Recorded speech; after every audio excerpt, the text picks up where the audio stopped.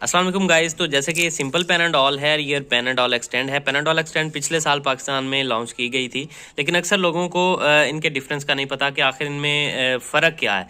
तो सबसे पहले ये दो फ़र्क है, मैं आपको बता देता हूँ। एक तो ये पैनाडॉल जो सादा है, इसमें 500 mg पैरासीटामोल होता है, जबकि पैनाडॉल एक्सटेंड में 665 mg पैरासीटामोल होता है। एक ये चीज़ कि इसमें पोटेंसी थोड़ी ज़्यादा होती है। दूसरा इसमें डिफरेंस ये है कि ये लेयर टेक्नोलॉजी में आती है।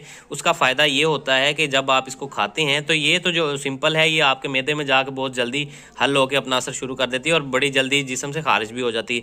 जबकि ये जो है, इसमें एक तो पोटेंसी ज़्यादा है, दूसरा ये आपके मैदे में थोड़ा एब्जॉर्ब होती है और फिर छोटी आंत में जाकर बाकी जो दूसरी लेयर है इसकी वो एब्जॉर्ब होती है, जिसकी वजह से इसका दौरानिया जो आराम का है वो ज़्यादा हो जाता है। यानी कि आपको अगर ये 4 घंटे आराम देती है तो ये आपको 8 घंटे रिलीफ देगी मसल पेन में, बुखार में, जॉइंट पेन, बैक एक या टूथ है यानी कि दांत के दर्द में।